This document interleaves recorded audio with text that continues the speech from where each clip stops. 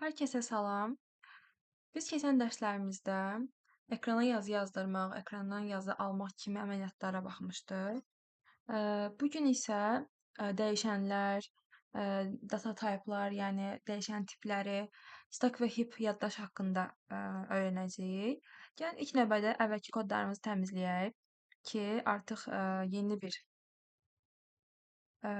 mövzuya baxacağıq.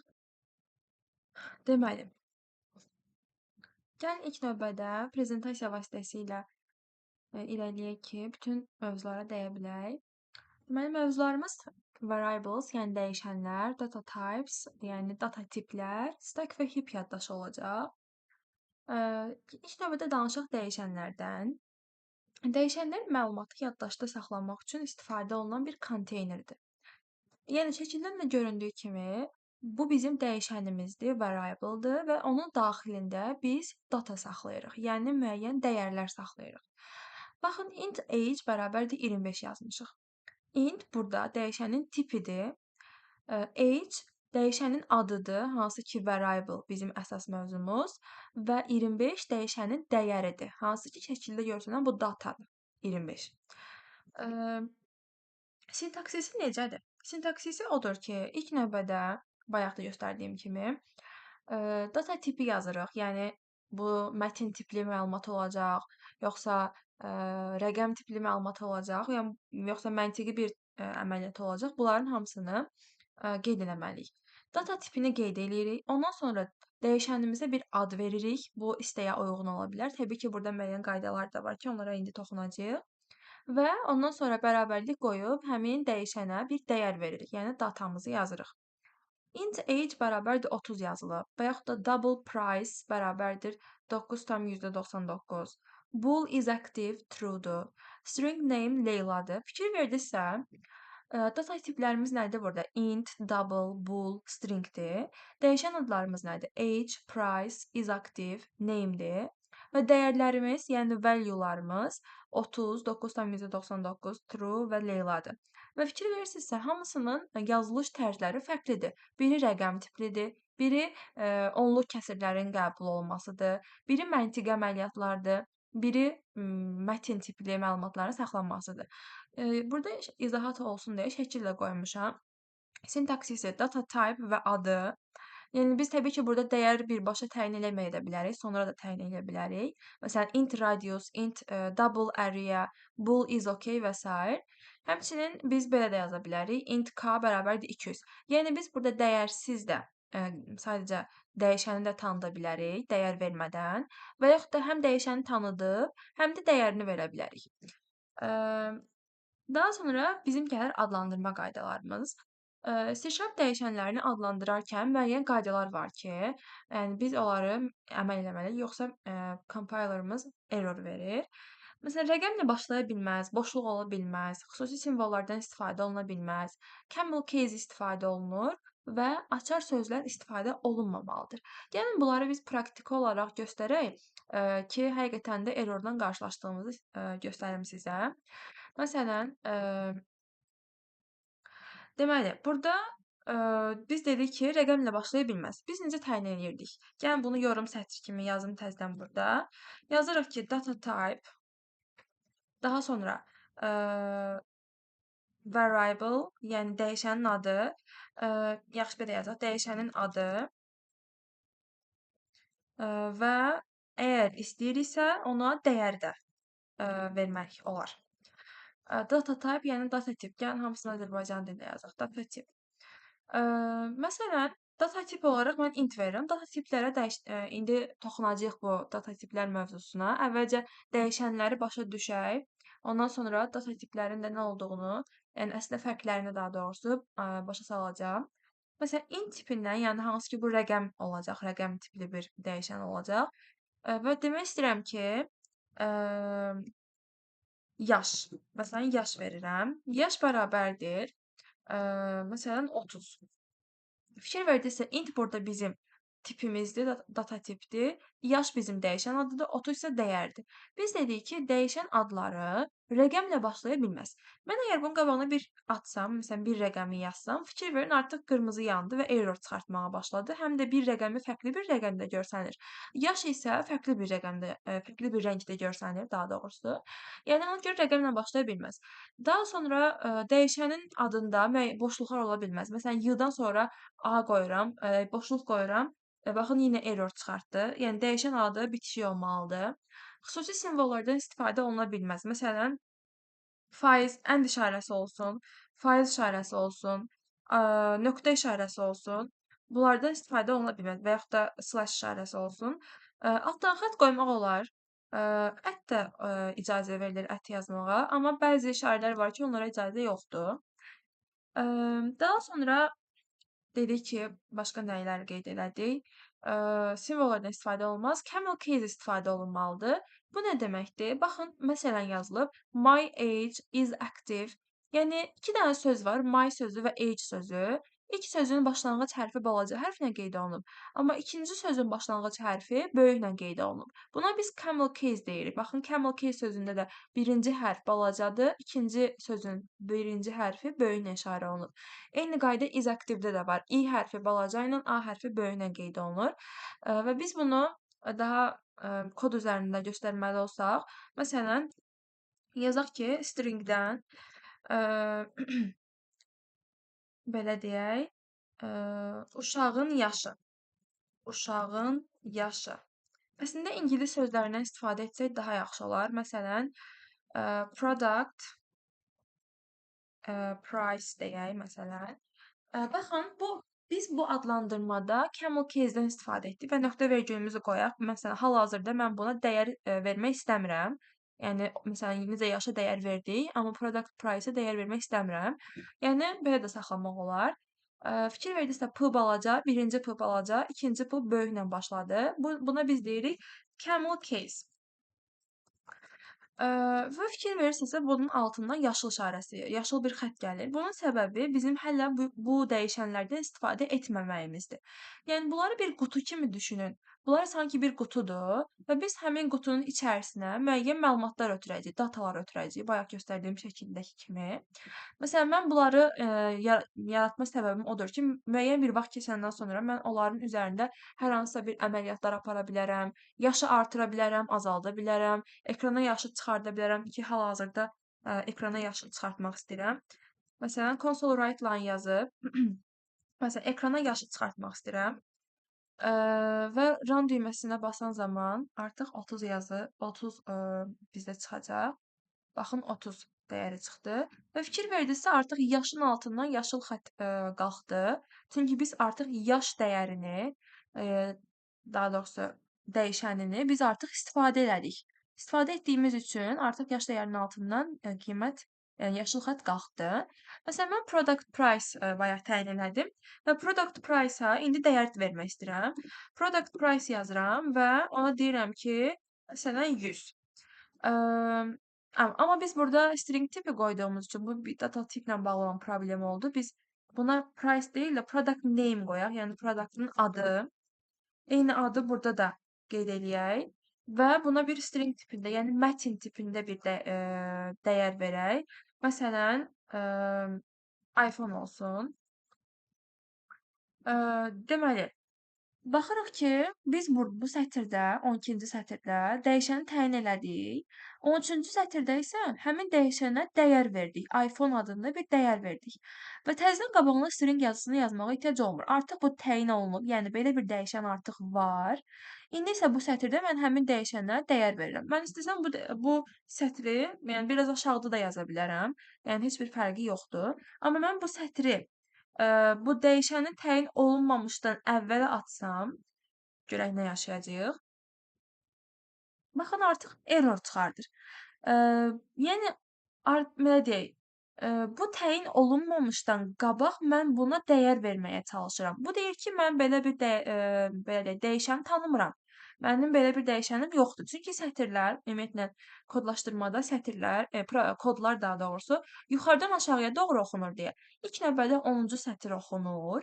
Baxır ki, product name adında heç bir yəni yuxarıda dəyişən təyin olunmayıb. Ona görə burada error çıxardır. Amma aşağıda yazmamıza baxmayaraq yenə də bu errorla qarşılaşırıq. Ya bunun qabağına burada string artırmalıyıq, yəni həm dəyişəni təyin eləyəcəyik, həm də dəyər verəcəyik. Artıq bu sətrə ehtiyacımız qalmır da. Ya da ki, dəyişənimizi, birinci dəyişənimizi təyin eləyək. Məsələn, bunu ataq yuxarı, bu sətirdən yuxarıya ataq.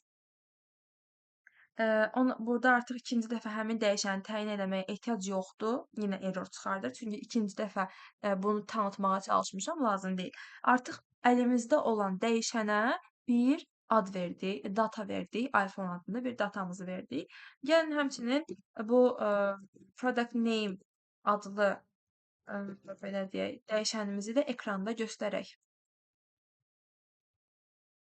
Baxın, həm yaşı çıxartdı, həm də product name-imizi çıxartdı iPhone. Yəni, belə deyək, dəyişənlərin adlandırılması və dəyişənlər haqqında olanlar budur. Həmçinin bizim nəyimiz var? Eyni anda biz məsələn, eyni tipdə olan dəyişənlərə bir neçə dənə dəyər verə bilərik. Yəni, bu nə deməkdir? Məsələn, mənim yenə int tipində ya da stringdən danışaq. Məsələn, biraz dəyişənlərdən danışaq. Ad bərabərdir. Məsələn, Sevinç. Məsələn, soyad bərabərdir. Olsun Əliyeva. Sonra nə yazaq başqa? Ayrı yazaq ki, fən yazaq. Proqramlaşdırma yazaq. Baxın, yəni mən hər dəfə adın qarşısına string yazdım. Soyadın qarşısına string yazmağa ehtiyac olmadı. Fən sözünün qarşısına string yazmağa ehtiyac olmadı. Çünki ad dəyişəninin də, soyad dəyişəninin də, fən dəyişəninin də tipləri eyni olacaq, string olacaq. Ona görə mən bir dənə string yazmaqla yan-yana artıq bir neçə dənə dəyişənə, eyni tipdə olan dəyişənə dəyər verə bilirəm. Və yaxud da yəni başqa halda da alt-alta yazmalıydım. Məsələn, string soyad bərabərdir Əliyeva. Məsələn, Əliyeva. Həmçinin təzədən bir də yazmalıydım. String fən bərabərdir proqramlaşdırma qeyd edə bilərdik. Yəni qısa olması üçün yan-yana yazıb bir dəfə həmin dəyişənin tipini təyin etmək mümkündür. Başqa da, məsələn, ola bilər ki, int tipindən dəyişənləri təyin edeyim, amma dəyərlərini verməyim. Məsələn, int A, B və C təyin edirəm və dəyişən təyin eləmirəm. Hamısının A-nın da, B-nin də, C-nin də, bu üç dəyişənin də tipi int tipi olacaq və hələ ki dəyişən, yəni biz ona dəyər vermirik. Yəni bu cür də onları tanıtmaq mümkündür. Daha sonra gəlirik dəyişənin növlərinə. Dəyişənin müxtəlif növləri var.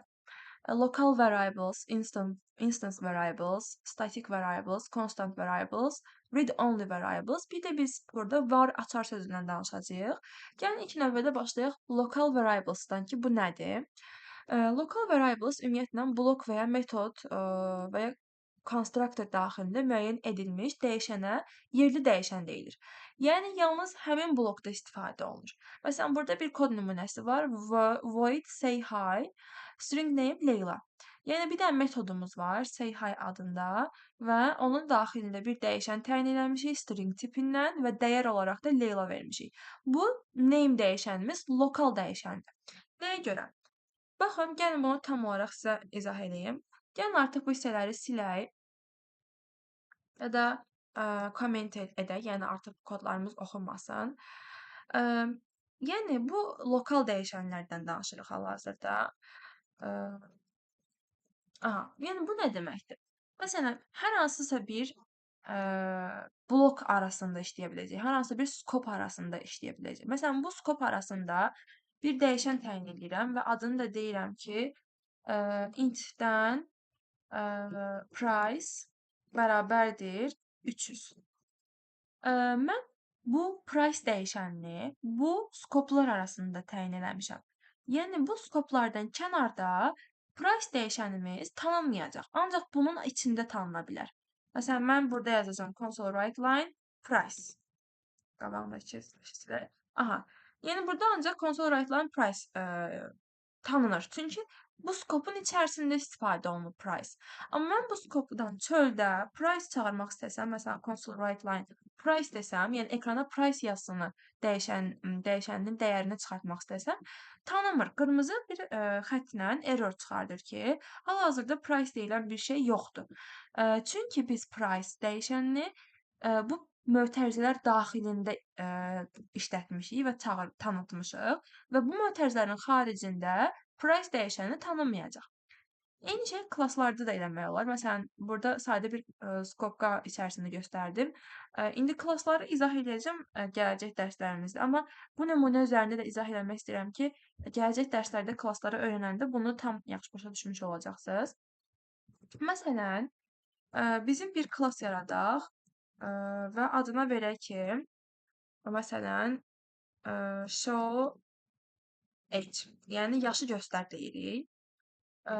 Və deməli, burada bir dəyişən təyin edək. Elə public int age olsun. Bunu da silək buradan. Bu hələ ki bizə lazım deyil. Public int age dedik. Bu age dəyişəni burada public yazısına o qədər də fikir verməyin. Yəni silə də bilərik istəsəz. Yəni bunu silək. Baxın, age dəyişənini mən bu klassdan çöldə istifadə edə bilmərəm. Hə, bir də bizim errorumuz var. Nəyə görə? Çünki biz hal-hazırda proqram klassının içərisindəyik və bir klassın içində ikinci bir klass yaratmağa çalışmışıq deyə belə bir xəta ilə qarşılaşırıq. Gəlin bir dəqiqə bunu qaldıraq aradan, buradan yazaq. Aha. Artıq errorumuz yoxdur. Yəni buradan da baxa bilərik. Errorumuz yoxdur. Bizim show age deyə bir klassımız var və bizə yaş göstərəcək. Gəlin buna da bir dəyər verək, olsun 5. Biz hal-hazırda danışırıq lokal dəyişənlərdən.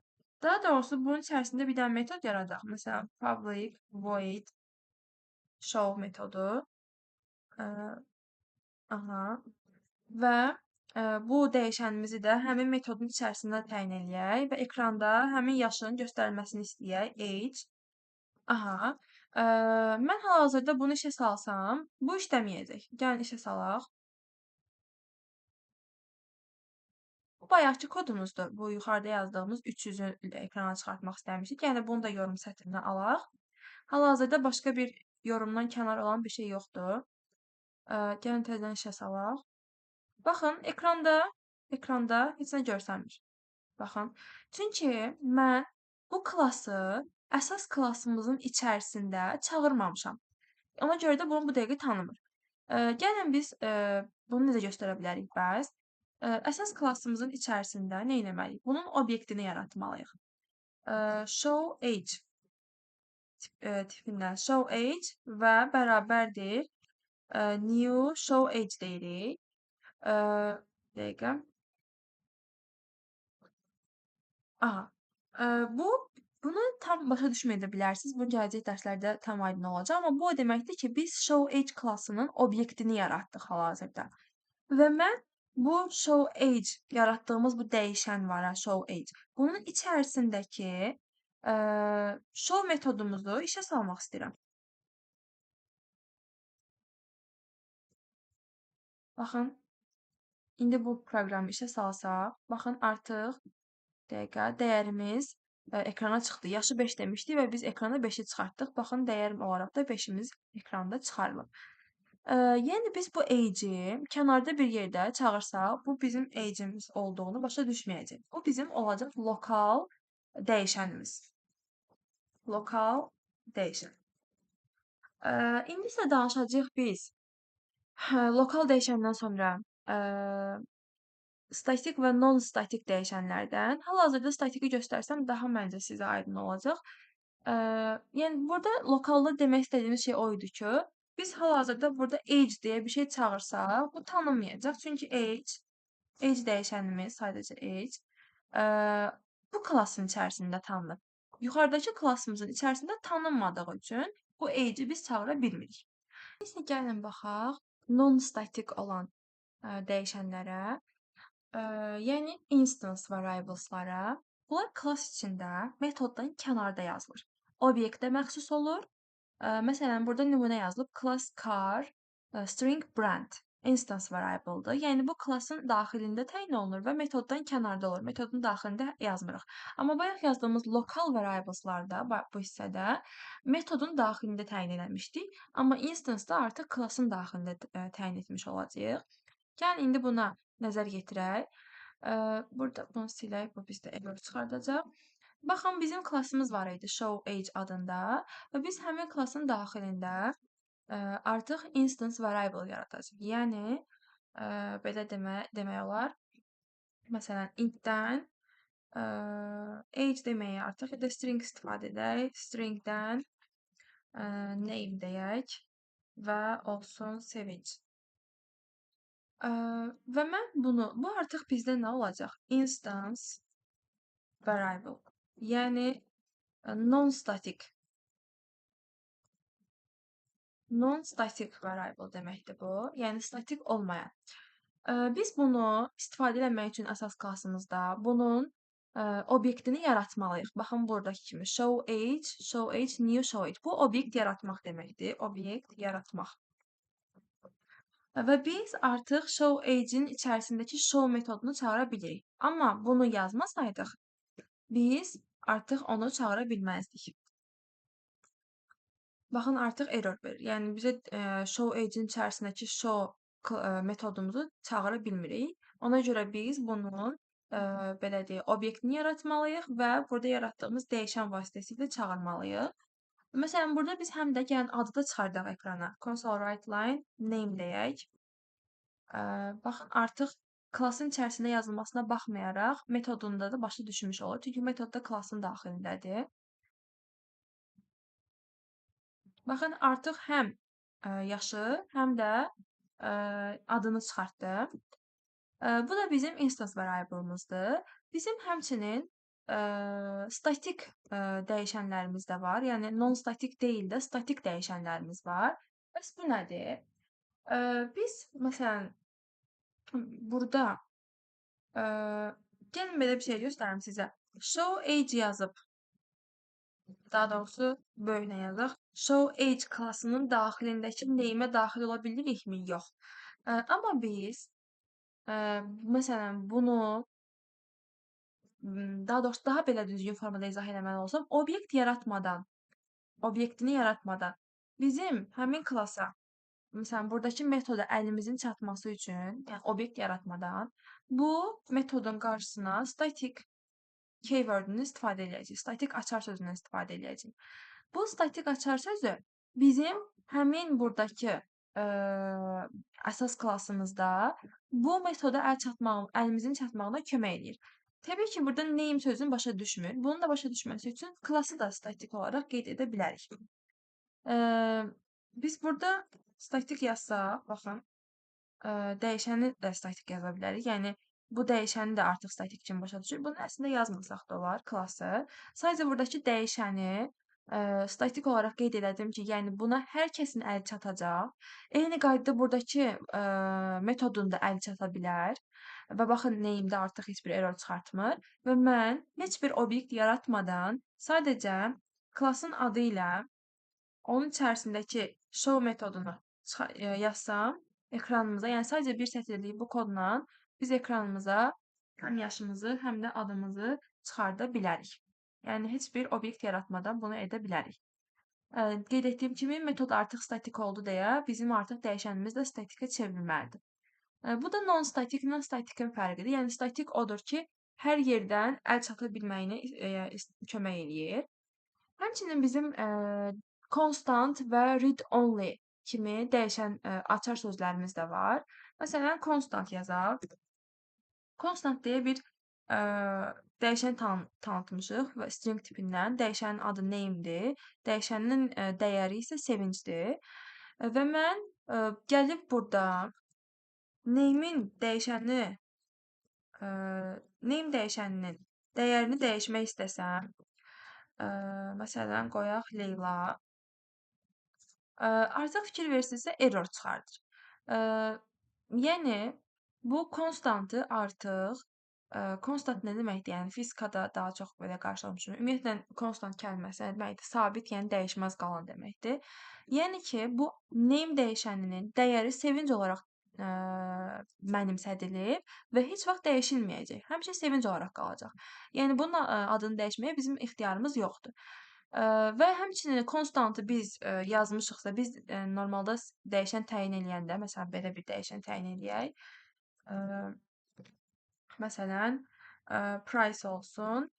Biz demişdik ki, buna biz dəyər mənimsətməyə də bilərik. Dəyər mənimsətməmək kimi haqqımız var. Amma qarşısına konstant yazırıqsa, bu zaman mütləq şəkildə ona dəyişən təyin etməliyik. Artıq baxın bizim də error çıxardır. Ona görə biz buna dəyişən təyin etməliyik mütləq şəkildə. Və təzədən həmin dəyişəni çağırıb onun dəyərini dəyişə bilmərik. Bu error çıxardır. Amma əgər konstant yazmasaydıq, bunun dəyərini dəyişə bilərdik. Məsələn, price yazıb bunu 300 edə bilərdik. Belə bir özəllik var idi. Amma ə, burada nəsə problem çıxartdı bir dəqiqə. Bax, problem nə ilə bağlıdır? Hal-hazırda belə bir şeylə qarşılaşılmayıb. Ə, deməli, bir dənə təzədən yoxlayaq. Tipindən price vermişəm. 200 dəyəridir. Və mən deyirəm ki, artıq price-in dəyəri olacaq 300. Ola bilər ki, bu klassla bağlıdır. Məsələn, bunu burada yazmalı olsaq, əsas klassdır, yan yoxlayaq. Baxın, bəli, artıq bunu, bu bilirsiz necə? Bu klassın daxilindədir, metod daxilində deyil. Metodun daxilində yazsaq, bu əsas axı main metodunun daxilində işləyir. Metod daxilində belə-belə əməliyyatları yerinə yetirmək mümkündür. Həmçinin bunu klass show age klassının içərisindəki bu show metodunda da yaza bilərdik bu əməliyyatı. Çünki bunlar metod daxilində işləyir, klass daxilində deyil. Klass daxilində biz sadəcə fillər yaza bilərik. Deməli, konstant dəyişəni də bu cür, yəni biz ona dəyər veririk və heç vaxt dəyişmirik.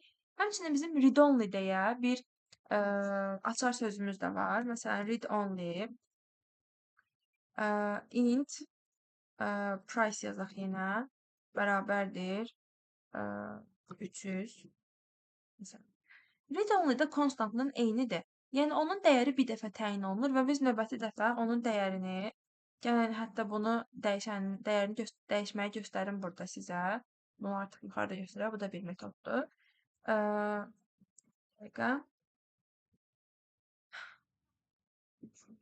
Burada price yazmışıq deyə onu tanımayacaq böyük ehtimal. Price 1 yazaq. Read only-ni artıq bu metodun daxilində tanımır. Ümumiyyətlə, hər hansı bir metodun daxilində tanımır. Read only özünü klass səviyyəsində göstərəcəyi üçün klass daxilində yazılmalıdır. Read only-nin dəyəri bayaq da qeyd etdiyim kimi konstantdakı kimi bir dəfə təyin olunmalıdır. Ya anındaca yanında biz onun dəyərini mənimsətməliyik, ya da ki, hər hansısa bir yəni bunun konstruktoru daxilində göstərməliyik. Konstruktorun nə olduğu haqqında gələcək dərslərimizdə danışacağıq, amma indi sizə praktiki olaraq bu read only-ni başa salmaq üçün göstərməliyəm. Məsələn, yazıram price 1 bərabərdir 300. Konstantda biz demişdik ki, yanında mütləq şəkildə yaradan kimi dəyərini təyin etməliyik. Amma read only-nin özəlliyi budur ki, biz onun dəyişənini yanında təyin etmədən konstruktorun daxilində təyin edə bilərik. Əsas odur ki, bir dəfə təyin olunmuş olsun. Məsələn, burada price 1 yazıb təzədən 200 qoysaq, konstruktorun daxilində olduğu üçün artıq bu işləyir, amma kənarda bunu işlədə bilməyəcəyik. İndi isə gəlin data tiplər haqqında məlumat verək. Data tiplər iki yerə bölünür. Value və reference typelar, yəni dəyər və referans tiplər. Bunların fərqləri nədir? Value, yəni dəyər tipləri dəyərin qiymətini, özünü saxlayır. Dəyər birbaşa stack yaddaşda saxlanılır. Kopyalandıqda yeni sürət yaranır və bir neçə nümunələr var ki, int, float, char, bool, decimal, struct, enum və s. buna nümunədir. Həmçinin referans tiplər var. Dəyərin ünvanını saxlayan tiplər, yəni dəyərin özünü deyil, onun harda yerləşdiyini, yaddaşda harda yerləşdiyini saxlayır. Deməli, dəyərin yeri, yəni referansı stackdə, özü isə heap yaddaşda saxlanılır. Kopyalandıqda eyni obyekt göstərirlər. və string, class, object, array, delegate, interfacelər buna nümunədir. İndi burada stack və heap yaddaş haqqında növbəti dəqiqələrdə danışacağıq daha ətraflı. Burada bəs kopyalandıqda yeni sürət yaranır və ya kopyalandıqda eyni obyekt göstərirlər. Bu nə deməkdir? Onları yəni indi başa düşməyə çalışaq. Baxın, sol tərəfdə qoyduğumuz şəkil value type-dır, yəni dəyər tipə aiddir. Sağdakı isə referans tipə aiddir. Value type-dakı, məsələn, baxın, burada bir qutu şəkli var və A dəyişəni, variable name, yəni dəyişənin adı A-dır. Dəyişənin dəyəri, yəni value-su 80-dir. Bunun yaddaşda tutduğu yer isə 2051-dir. Baxın, burada int A dəyişəni təyin olunub. A-ya biz 80 qiymətini vermişik. Və demişik ki, B dəyişəni A dəyişəninə bərabərdir. Yəni B-yə A-nı mənimsətmişik. Baxın, B-nin də dəyəri 80 olub, hansı ki A-ya bərabərdir demişdik. Dəyərləri eynidir.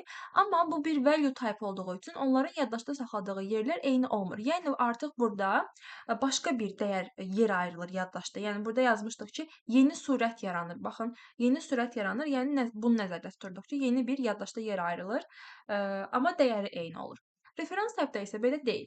Referans type-da məsələn bir A dəyişənimiz var və həmin dəyişənin tutalım ki, bir value-su age 26-dır və bir B belə deyək. İndi bunu izah edəcəm, burada nə demək istəyir. B-nin də dəyərini A-ya bərabərləşdirmişəm və burada bərabərləşdirmə prosesi baş verir.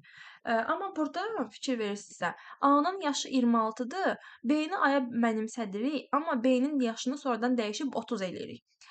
Bu zaman A-nın da dəyəri dəyişəcək, B-nin də dəyəri dəyişəcək. Yəni əslində birinci A 26 idi, B də A-nın dəyərini bərabərləşdirib 26 olmuşdu. Amma B-nin yaşını dəyişdim deyə, B-nin dəyərini dəyişdim deyə 30 elədim deyə, avtomatik A-nın da dəyəri dəyişir. Niyə? Çünki bunlar eyni bir yerdə saxlanılır və bunlar arasında bir əlaqə yaranır. İkisi də eyni bir yaddaşda saxlanılır. Məsələn, A da 2051-də yerləşirdisə, B də 2051-də yerləşir. Ona görə B-nin dəyəri dəyişib deyə avtomatik A-nın da dəyəri dəyişəcək. Biz value type-la referans type-ları belə başa düşə bilərik. Value type konkret bir dəyişəndir. Məsələn, hər hansısa bir istifadəçinin yalnız adı, yalnız soyadı, yalnız yaşı bunlardır value type-lar.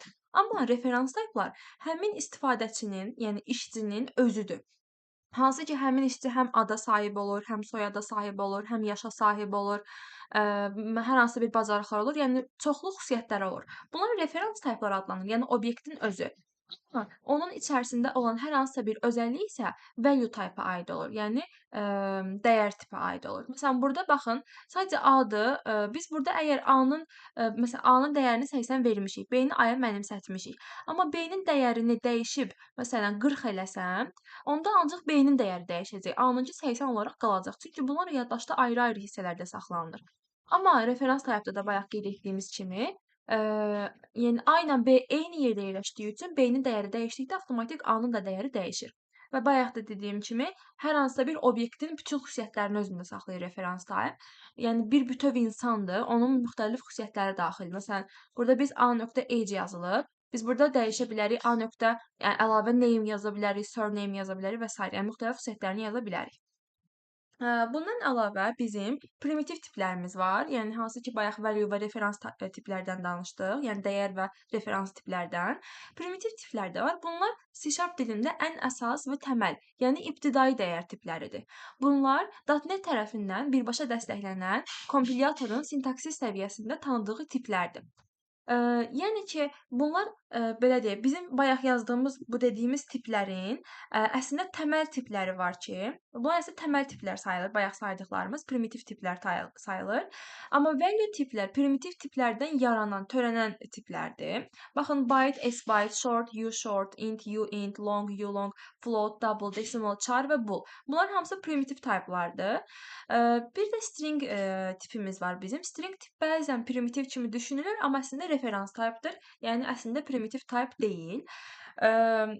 Və burada bir qeyd də yazmışıq ki, hər bir primitiv data tipi value type'dır. Yəni dəyər tipi sayıla bilər. Bunların hamısı dəyər tipi sayıla bilər. Amma hər bir value type primitiv tip deyil. Məsələn, struct və enum primitiv tip deyil. Çünki struct və enum əsas təməl dəyərlər deyil. Əsas təməl olanlar bunlardır. Yəni belə düşünə bilərik, primitive types daha böyük çoxluq anlayışıdır, amma value typeslar, yəni dəyər tipləri onun içində bir alt çoxluq kimi düşünə bilərik, hansı ki, həm də primitiv tiplər sayılır. Daha sonra burada primitiv tip ilə value tipin fərqini vermişəm. Primitiv tip bayaq dedik, .NET-in əsas səviyyədə tanıdığı sadə tiplərdir, amma value tiplər dəyəri birbaşa stekdə saxlayır və istifadəçi tərəfindən sonradan yaradılan tiplərdir. Məsələn, primitiv tipə int, float, bool, char, double bunların nümunə göstərə bilərik.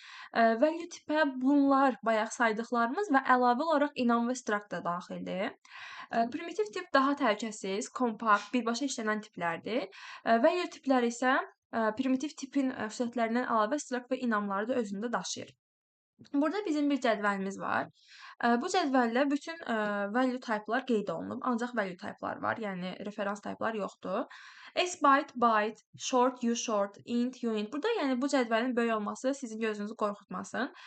Burada yəni ən çox istifadə olunan intdir, byte'dır. Long da yəni bəzən istifadə olunur, çox da istifadə olunur. Əslində long da daha çox, yəni digərlərinə baxanda istifadə olunur.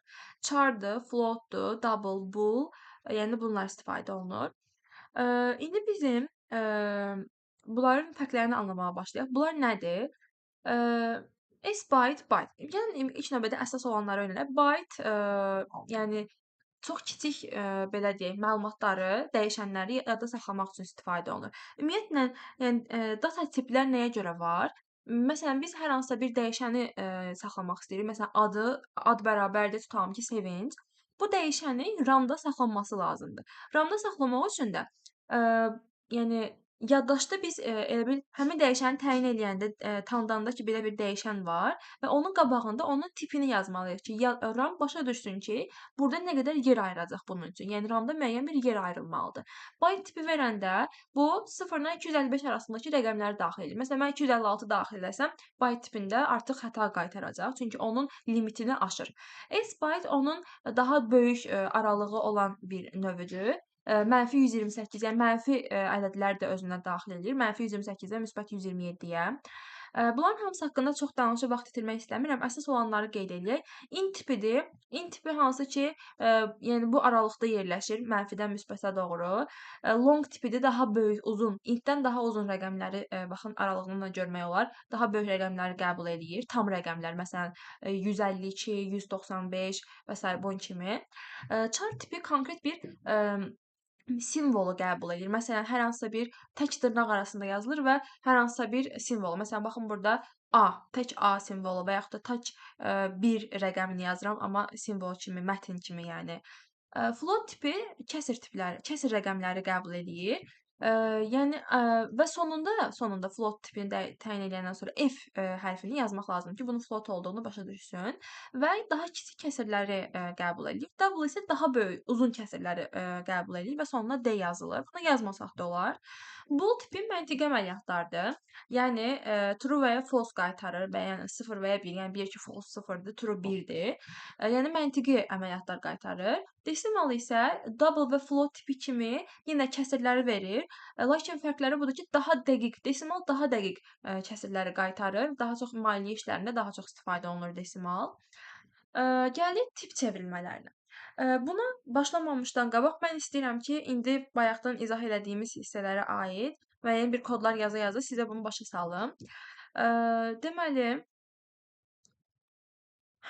gəlin kod hissəsinə keçək. Əvvəlki kodlarımızı artıq silək.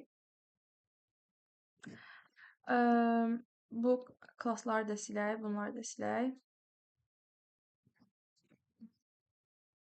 Aha. Buranı da silək, artıq belə bir metodumuz yoxdur. Bizə gəlin keçək kodlar hissəsinə. Deməli, gəlin ilk növbədə value, yəni dəyər tiplərinin yazılışlarına baxaq. Deməli, biz demişdik ki, bir nümunə ən çox istifadə olunan. Gəlin ya da ən balacadan başlayaq. Məsələn, byte götürək. Bunu yorumda yazmayaq. Byte tipindən, məsələn, olsun B bərabərdir. Biz demişdik ki, maksimum 255-ə qədər gedə bilər. Baxın, heç bir error çıxartmır. Yəni, normal olaraq istəsəz ekrana da çıxarda bilərik. Console write line B deyək və ekrana çıxardaq.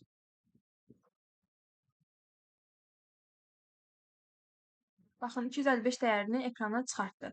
Amma mən burada 256 dəyərini ekrana çıxartmaq istəsəm, bu zaman baxın heç run etməmişdən qabaq da bizə bu eroru çıxardır. Çünki deyir ki, yəni 256 dəyərinə çevrilə bilməz byte tipi.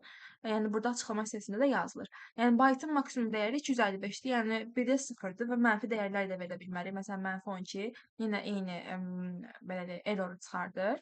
Yəni byte-ın dəyəri məsələn belə bir rəqəm yaza bilərəm. Heç bir error çıxartmır. Daha sonra int daha çox istifadə olunur. Məsələn, int tipindən i bərabərdir. Tutaq ki, belə bir rəqəm seçək. Yəni bunun maksimum dəyərini qəbul eləyir. Daha bir uzun rəqəm yazmalı olsam, məsələn, nə qədər uzun yazaq ki, long. Məsələn, artıq error çıxartmağa başladı. Çünki yəni deyirsən belə deyək, tip dəyişmək istəyirsən bəlkə, yəni onu unutmusanmı? Belə bir yazı çıxardır. Int-in belə deyək, normal dəyərini aşmış olduq. Ə, Daha sonra gəlin göstərək long dəyərini, hansı ki yəni int-dən daha böyük dəyərlər saxlaya bilir. Yəni çox uzun bir rəqəmlər da çox uzun bir rəqəmləri saxlaya bilir. Daha sonra bizdə var int yazdıq, long yazdıq, byte yazdıq. Float yaza bilərik. Float tipindən f bərabərdir. Bildiyimiz kimi float kəsir tipləri saxladığı üçün, məsələn, gəlin p-nin qiymətini yazaq, 3,14. Amma fikir verirsinizsə, burada error çıxardır, yəni qırmızı dalğalı xətt olur. Bunun səbəbi yazılışda, C#-da yazılışda float tipində sonuna f yazmaq lazımdır. Balaca f də yazıla bilər, böyük də f də yazıla bilər, heç bir fərqi yoxdur. Daha sonra double tipim var. O da kəsir ədədləri saxlamaq üçün istifadə olunur yaddaşda. Fərqləri odur ki, daha yəni floatdan daha uzun kəsirləri saxlamağa imkan yaradır. Məsələn, 3 tam arxasına daha uzun bir rəqəm yaza bilərəm. Baxın, amma double-da mənim sonuna hər hansı bir hərf yazmağıma ehtiyac qalmır. Əslində yazsam da olar, yenə də error çıxartmayacaq. Balaca D və ya böyük D yazmaq olar. Daha sonra bizdə var desimal. Buradan yox, bir dəqiqə. Desimal tipindən məsələn m yazaq. Desimal tipində dediyimiz kimi bu da kəsirləri özündə saxlayan bir data tipdir. Lakin daha dəqiqliklə saxlayır. Daha çox maliyyə məqsədi ilə istifadə olunur. Məsələn, belə bir kəsir yazaq. Yenə xətamız var. Səbəbi isə desimalda sonuna m hərfi artırmaq lazımdır ki, bunu artırdıqda aradan qalxmış olsun. Yəni burada biz ekrana bunları çıxarda bilərik. Məsələn, B, sonra I, L, F, D və M. Yəni bunları ekrana çıxarda bilərik. Burada xətamızın səbəbi byte-ın stringi çevirə bilməsi. Eyni zamanda M də olacaq böyük ehtimal. Tamam, bunları hələ ki belə saxlayaq. Bunları eyni anda ekrana çıxarda bilməyəcəyik. Gəlin ayrı-ayrılıqda console write line-ı kopyalayaq. Ctrl V. Deməli, biri B üçün olsun, biri I üçün olsun. Digərləri bunun səbəbi əslində ekrana çıxardılan zaman yazı string tipdə, yəni mətn tipində çıxdığı üçün belə bir xəta qaytarır. Yəni hamısını qaytara bilmir. Deməli,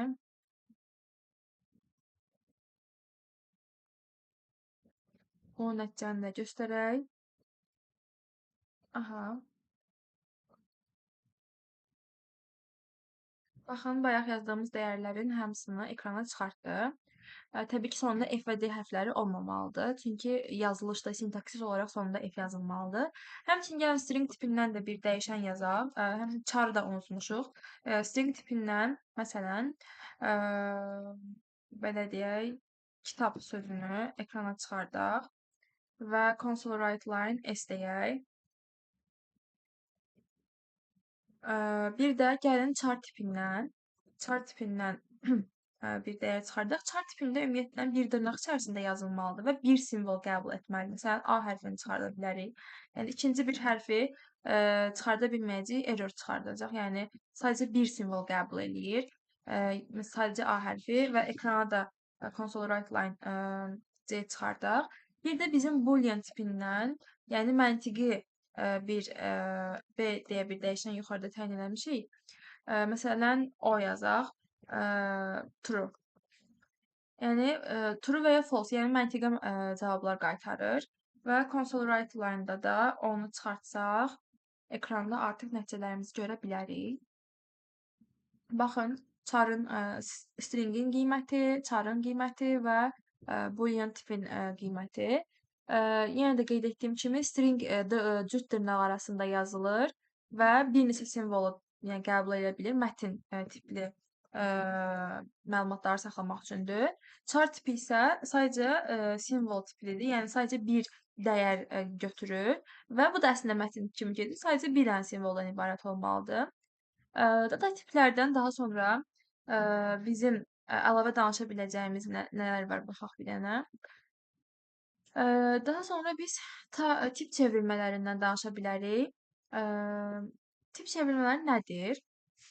Tip çevrilməsi bir dəyişənin bir tipdən başqa bir tipə çevrilməsidir. Məsələn, int tipli dəyəri double tipli dəyərə çevirmək. Yəni bir də tipdən başqa bir tipə keçmək istəyiriksə, bu zaman tip çevrilməsi mövzusuna toxunmalıyıq. C# dilində 3 dənə əsas tip çevirmə növü var. Biri implicit conversion'dır. Digəri yəni explicit conversion'dur və üçüncüsü isə metodlar istifadə etməklə olan çevirmələrdir, hansı ki convert və parse metodundan istifadə edəcəyik əsas. Implicit conversion nədir? Yəni səssiz çevirmə, avtomatik çevirmə. Yəni biz burada heç bir əməliyyat yerinə yetirmirik, heç bir əlavə kod yazmırıq. Proqram özü avtomatik həmin çevirməni yerinə yetirir. Gəlin baxaq daha aydın. Implicit conversion, yəni səssiz avtomatik çevirmə, proqramçının müdaxiləsi olmadan kompilyator tərəfindən avtomatik baş verən çevrilmədir. Bu, yalnız kiçik ölçülü tipdən daha böyük ölçülü tipə çevrilmə zamanı mümkündür və məlumat itkisi riski yoxdur. Yəni kiçik bir ölçü nə idi bizdə? Bayaq da qeyd etmişdik, burada baxın var. Məsələn, byte tipi int tipindən daha kiçikdir. Bu belə deyək, getdikcə böyüyən, yəni ölçü cəhətdən böyüyən sıra ilə yazılıb. Baxın, byte tipi int tipindən yuxarıda olduğu üçün byte daha balaca ölçüyə malikdir, amma int daha böyükdür. Yəni byte-dan məsələn int-ə keçmək implisitdir, balacadan böyüyə keçirik. Məsələn, int tipindən myInt deyə bir dəyişənimiz var və dəyəri də 100-dür. Double tipindən isə, yəni daha böyük bir tip belə deyək, hissəyə sahibdir, yəni RAM-da daha çox yer tutur. MyDouble dəyişəni təyin eləmişik və bərabər eləmişik myInt-ə. Baxın buna. Hansı ki, int tipindəki bir dəyişənə bərabərləşdirmişik. Bu avtomatik çevrilir. Yəni bizim hər hansı bir əlavə qabağına kod yazmağımıza ehtiyac qalmır. Məsələn, int-dən double-a keçmək balacadan böyüyə, float-dan double-a keçmək, float daha balaca idi, böyüyə keçirik. Byte-dan int-ə, balacadan böyüyə və s. bunların hamısı daxildir və heç bir əlavə type yazmağa ehtiyac yoxdur. Bunu məsələn kod üzərində nümunə gətirməli olsaq, məsələn, tutaq ki, bizim balaca bir byte olsun. Byte-dan data deyək və dəyərimiz olsun neçə? Məsələn, olsun 30. Və bizim bir dənə də int tipindən new data deyək. Tipində new data dəyişənimiz var və bunu biz bərabərləşdirəcəyik dataya, data dəyişənimizə. Biz əvvəl də dəyişənləri keçəndə demişdik ki, bu dəyişənlər nəyə görə istifadə olunur? Sonradan həmin bu dəyişənlər üzərində əməliyyatlar apara bilək deyə. Baxın, indi həmin əməliyyatı aparırıq. Bu dəyişəni daha doğrusu int tipindən new datanı mənimsədirəm data tipinə, data dəyişəninə daha doğrusu və datanın dəyəri neçədirsə, new datada həmin dəyəri götürəcək, yəni 30 götürəcək. Gəlin ekrana çıxardaq new datanı, yəni int tipinə olan dəyişənimizi. Baxın, nəticə 30 olaraq qayıtdı. Yeni data, yəni int tipində olan bir data. Niyə? Çünki int daha böyük bir anlayışdır, daha böyük bir yer saxlayır. Böyük bir yaddaşın içərisinə balaca bir yaddaşa sahib olan tipli bir dəyişəni yerləşdirmək mümkündür. Yəni bunu rahatlıqla eləmək olur. Yəni belə düşünün də, sanki böyük bir qutumuz var. Bu bir intdir. Bir də balaca bir qutumuz var, yəni böyük qutuya nisbətən daha balaca qutumuz var. Bu da bir byte-dır. Balaca qutunu, byte-ı götürürəm intin içərisinə yerləşdirirəm. Böyük qutunun içərisinə yerləşdirirəm. Yəni normal olaraq bu yəni baş verə biləcək bir hadisədir. Ona görə də bizim hər hansısa bir əlavə əməliyyat aparmağımıza ehtiyac qalmır. Həmçinin bunun tərsi əməliyyatı da var, explicit. İndi ona toxunacağıq, amma istəyirəm burada bayaq referans və value tiplərdən danışanda şəkildə qeyd etdiyim hissələri kodla sizə göstərim. Məsələn, mən new datanı, yəni yeni bir datamızı əvvəlki byte tipində olan dataya bərabərləşdirdim. Amma indi istəyirəm ki, new datanın tipini, daha doğrusu dəyərini dəyişim. Bu axı 30 almışdı. Mən 30 yox, indi 40 yazıram və yenidən new datanı ekrana çıxardıram. Baxaq görək. Baxın, artıq yeni bir dəyəri çıxartdı, 40-ı. New datanın artıq dəyəri, belə deyək, kodu başdan başa salaq. Data byte tipindən bir datamız var 30 dəyərində və int tipindən new datamız var, hansı ki, bayaqkı datanın dəyərinə bərabərdir, yəni 30 oldu bunun dəyəri və new datanın dəyəri dəyişdik, 30-u elədik 40 və son nəticə 40 oldu və bizə nəticədə 40 çıxardacaq. Gəlin indi biz ekranda datanın özünü də çıxardaq. Amma yəni belə deyək də, new datanın qiyməti dəyişdi, amma datanın qiymətini dəyişmədik. Gəlin görək nəsə dəyişəcəkmi? Əslində datanın, baxın bəli, new datanı birinci çıxartdıq ekrana. New datanın qiyməti artıq 40-dır və 40 nəticəsi ekrana çıxdı və datanı çıxartdıq ekrana. Datanın dəyəri dəyişməmişik, 30 olaraq qalıb və 30 dəyərini ekrana çıxartdım. Bəs yaxşı, mən sonradan datanı da dəyişsəm, ya da belə eləyək. Yaxşı, belə eləyək. Data bərabərdir 50 olsun. Görək necə bir qiymət çıxardacaq ekrana. Aha, baxın, belə eləyək. Datanın dəyəri 30-dur hal-hazırda. New datanı dataya bərabərləşdirdik. New data 30 oldu. Data da 30-dur. Sonra new datanın dəyərini 40 elədim, dəyişdi və ekrana 40-ı çıxardır. Datanın da dəyərini dəyişdim, artıq 30 yox 50 oldu və ekrana 50 dəyərini çıxartdı. Yəni bu cür. Bu value type-ların, yəni anlayışıdır. Yəni əvvəl belə deyək, nəyə mənimsədilibsə, həmin şeyin dəyərini dəyişəndə o birisi avtomatik dəyişmir. Yəni nə qiymət verilibsə o qiymət götürür. Bu bizim implicit əməliyyatımız idi. Bir də bizim explicit əməliyyatımız var. Bəs bu nədir? Explicit conversion, yəni açıq, məcburi çevrilmə, cast əməliyyatı. Explicit conversion məlumat itkisi ola bilən çevrilmədir.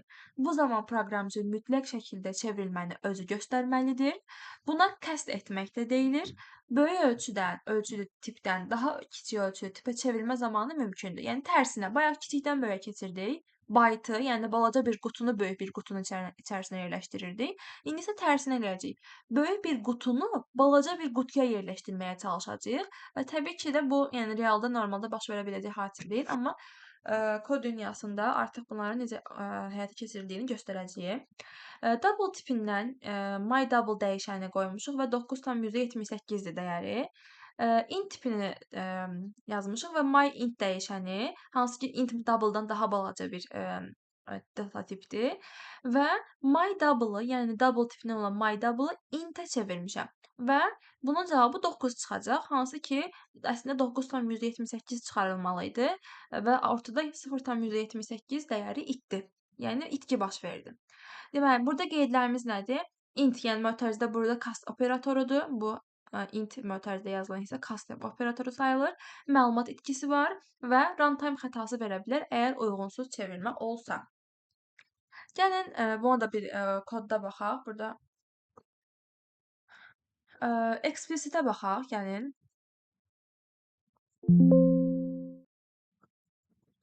Aha. Buradakı kodlarımızı gəlin şərh bölməsinə alaq. Aha. Explicit. Yəni tərsi nə olacaq? Böyük bir qutunu balaca bir qutuya yerləşdirməyə çalışacağıq. Bu necə baş verəcək? Tutaq ki bizim float tipindən bir nəsə f olsun. F dəyərimiz var və buna vermişik ki 23,45 məsələn, amma bilirik ki, sonuna təbii ki f hərfini yazmalıyıq. Və biz nəyə keçməyə çalışaq? Keçməyə çalışaq. Gəlin daha yaxşısı bunu double olaraq verək. Böyük olsun. Və float yazaq. Daha kiçik. Bunu da D eləyək. Burada F hərfinə ehtiyac yoxdur. Burada da float yazaq. F bərabərdir. Bunu da biraz daha böyük bir rəqəm götürək. Floatdan da məsələn Float f-i isə d-yə mənimsətməyə çalışacağam. Baxın, fikir verirsinizsə altından qırmızı bir xətt yaranır. Yəni bu proses convert type. Deyir ki, double yəni floata çevrilə bilmir. Yəni sən kast əməliyyatını unutmusanmı? Bunu soruşur. Təbii ki, burada kast əməliyyatı baş verməlidir. Çünki biz kiçik tipli, yəni float tipini double tipinə, floatun içərisinə, f-in içərisinə d-ni yerləşdirməyə çalışırıq. Yəni double yerləşdirməyə çalışırıq. Balaca bir şeyin içinə böyük bir şey yerləşdirməyə çalışırıq. Bu zaman kast əməliyyatını aparmalıyıq. Necə? Mötərizənin içərisində hansı tipə çevirmək istəyirəm? Float tipinə. Yəni d dəyəri əslində tipi nədir? Double-dır. Mən bu double-ı çevirirəm nəyə? Float dəyərinə və ekrana gəlin. F-i çıxartsaq, nəticəni izləyə bilərik. Fikir verirsinizsə 233 tam 10.4584 dəyərini çıxartdı. 3-dən sonranı, yəni bura qədər yuvarlaqlaşdırdı, 100-lüyə qədər yuvarlaqlaşdırdı. Daha doğrusu 100-lük yox. 10-da 1, 100-də 1, 1000-də 1-ə qədər. Daha doğrusu 10.000-də 1-ə qədər yuvarlaqlaşdırdı. 9 gəldiyi üçün 3-ü bir vayda artırdı, 4 elədi. Həm yuvarlaqlaşdırdı, həm də sondakı 92 rəqəmini artıq itkiyə getdi. Yəni burada itki var. Biz də bayaq qeyd eləmişdik ki, balaca bir şeyi böyük bir şeyin içinə yerləşdirsək, daha doğrusu böyük bir şeyi balaca bir şeyin içinə yerləşdirsək, orada itki baş verəcək. Yəni eksplicit də bu cür. Təbii ki, bunu int-lə də eləyə bilərik. Bayaq nümunəmizdə var idi. Başqa nümunələrlə də eləyə bilərik. İndi isə davam eləyək prezentasiyanın arxasına. Gəlirik convert klassı ilə çevirməyə. C#-da convert sinfi tiplər arasında çevrilmə əməliyyatlarını asanlaşdıran hazır metodlar təqdim edir. Bu metodlar boxing, unboxing, stringdən intə çevrilmək, intdən stringə çevrilmək kimi çevrilmələr üçün geniş istifadə olunur. Məsələn, bizim string tipindən yəni number dəyərimiz var. 1, 2, 3. Bu bir string demişdik, qoşa dırnaq arasında yazılmalıdır və bu bir mətin kimi başa düşülür 1, 2, 3 yəni. Yəni normal riyazi rəqəmlər kimi başa düşülmür. Int tipindən bir result dəyişən təyin eləmişik, hansı tipi intdir və bu number-ı, baxın number-ı hansı tipdə idi? Stringdə idi. Çevirəcəm int-ə. Bax, toInt 32 var. Yəni convert eləyəcəm toInt 32. Yazılış sintaksisi bu cürdür. Convert edirəm nəyə? To nədir? A deməkdir incisindən. Int 32. Int 32 də int deməkdir. Yəni number-ı int 32-yə convert, yəni çevirirəm. Convert-də həmçinin to double, convert.toBoolean və s. də var. Yəni bunların hamısını cədvəl göstərəcəm sizə. Əgər null verilibsə, bəzi hallarda default dəyər də qaytarır, 0 verir.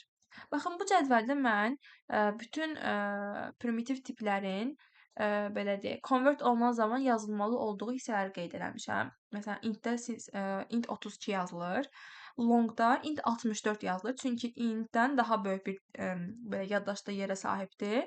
Məsələn, byte-da system.byte yazılır. Short-da system.16 yazılır. 16, 32, 64 bu cür. Char-da .char, float-da .single, double-da .double, boolean-da .boolean və decimal-da da .decimal yazılır. Yəni bunlar asandılar. Əsas int-də 32-dir, long-da 64-dür, short-da 16-dır. Bunları bilmək lazımdır. Short o qədər çox istifadə olunmur, amma int ən çox istifadə olunanıdır.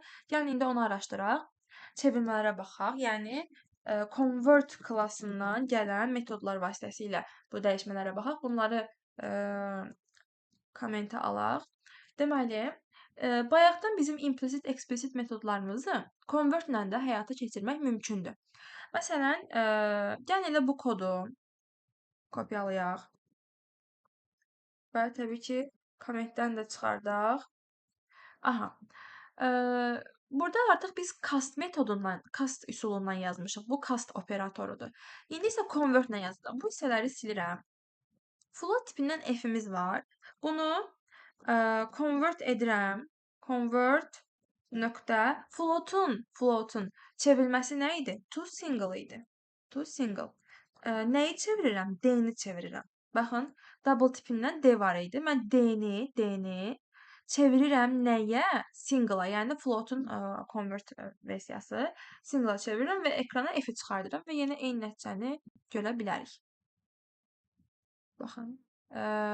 Yəni səhv eləmirəmsə, eyni nəticədir, bəli.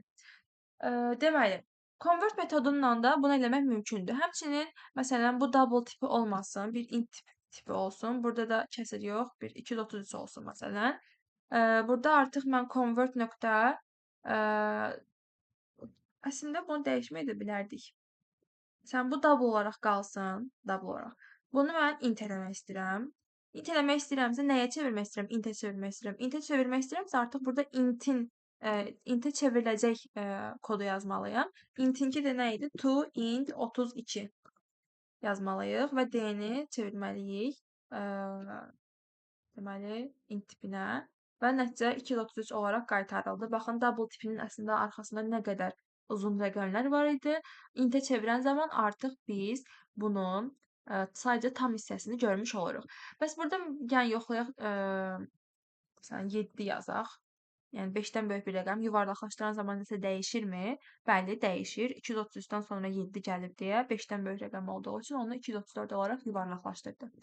Yəni convert metodu da bu cür. Yəni istəsək to int çara çevirə bilərik. Məsələn, istəyirəm ki, double metodundakı bir məlumatı to çara çevirim. Görək nə kimi cavabla qarşılaşacağıq. Aha, mənim əslində məqsədim buydu. Bizə bir exception, yəni error çıxartdı. Yəni düzgün bir çevirmə düzgün bir çevirmə deyil. Biz rəqəm tipli bir şeyi simvola çevirmək istəyirik. Simvolda da biz bilirik ki, sadəcə bir dənə simvol qəbul oluna bilər charda. Yəni karakter deməkdir əslində bu. Bir dənə simvol qəbul edir. Amma bu bizim gör nə qədər rəqəmimiz var. Bunların hamısını çara çevirə bilməz. Ona görə burada avtomatik düzgün olmayan bir çevrilmə ilə qarşılaşdığı üçün error qaytardı. Məsələn, char deyil də string yazsaq bəs nə baş verər? Gəlin araşdıraq. Burada string yazdığımız üçün stringə çevirmək istədiyimiz üçün burada da yazmalıyıq ki, to string. İndi baxaq nəticəmizə. Bəli. Alınan cavab string olaraq qaytarıldı. Təbii ki, bunu rəqəm olaraq görməyəcək. Yəni bu belə bilinmir əslində, amma əslində string tipidir. Yəni string tipinə çevirmişik. Bu da belə. Həmçinin bizim parse metodumuz da mövcuddur. Yəni əslində hamısı haqqında danışmaq istəyərdim. Sadəcə vaxt cəhətdən, yəni çox da vaxt itirmək istəmirəm. Keçək indi digər metodumuz parse metoduna. Parse metodu string tipindən digər tiplərə keçmək üçündür. Məsələn, stringdən double-a, float-a, int-ə, chara, yəni istənilən bir tipə keçmək üçün istifadə olunur. Sadəcə başlanğıc olaraq stringi dəyişməliyik. Əgər string uyğunsuz formatdadırsa, xəta, yəni exception baş verir. Bayaq qarşılaşdığımız kimi bir yəni ekranla qarşılaşacağıq. Məsələn, bizim stringdən s bir dəyişənimiz var və dırnaq içərisində 4, 5, 6 string mətnimiz belədir. Və biz bunu int-ə çevirəcəyik. Stringdən baxın, parse ümumiyyətlə stringdən hər hansısa bir metoda keçməkdir.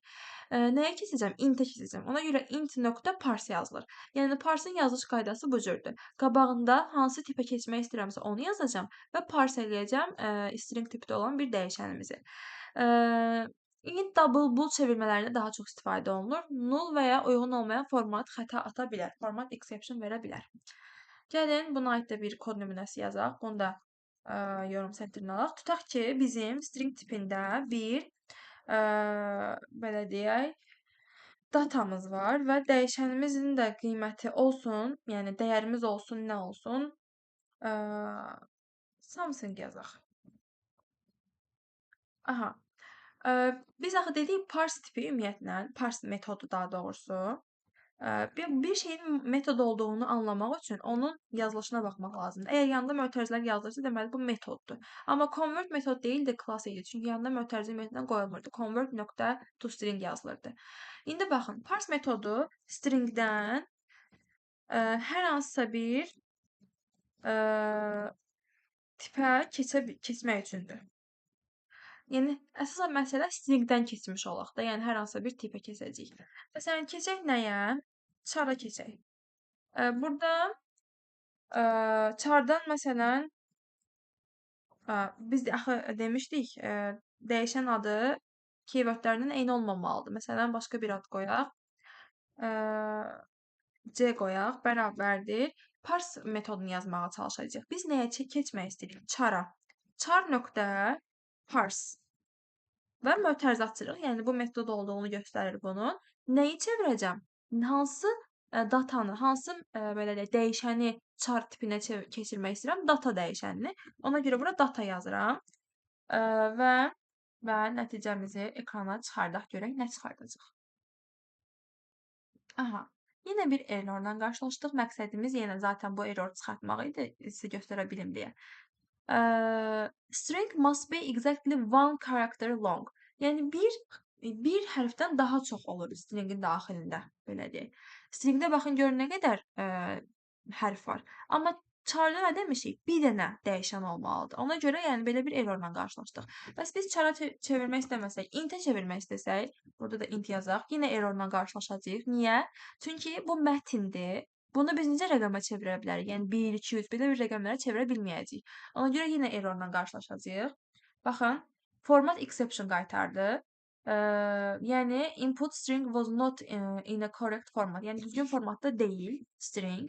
Əgər mən bura rəqəmlər yazsam, bunu çevirə biləcək. Çünki artıq bu rəqəmdir, yəni bunu rəqəm kimi görə biləcək. Amma something s hərfini necə rəqəmlə görsün? Bir dəqiqə biz ekrana deyəsən heç nə çıxartmadıq. Hə. Yəni deməli console write line-dan nəyi çıxardacağıq? C-ni. Əslində C-ni çardan qalıb, amma eyb yox.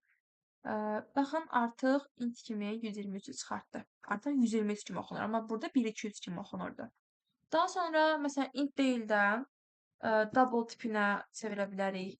Əgər rəqəmdirsə, yəni burada. Amma söz olsaydı, hərflər olsaydı bunu çevirə bilməyəcəkdik. Baxın yenə çıxarda bildi. Hətta nöqtəli də yaza bilərik. Yenə çıxardaq. Və burada artıq error çıxartdı. Səbəbi düzgün formada olmamasıdır. Yəni format exception qaytardı. Yəni tip çevirmələrdə bu cür. Bundan başqa bir dənə də var. Try parse metodumuz var. Try parse metodu ən təhlükəsiz çevirmə üsuludur.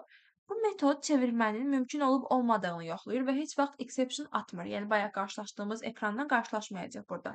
Əvəzində true false dəyəri qaytarır. Yəni false o deməkdir ki, çevrilə bilməz. True o deməkdir ki, yəni çevrilə bilər. Məsələn, stringdən inputumuz var ABC və məntiq bool, yəni məntiqə bir dəyişən tip data tipdir. Bool tipindən success yazmışıq. Yəni uğurlu olub olmayacağını qaytaracaq. Try parse edirik. Nəyə? Int-ə.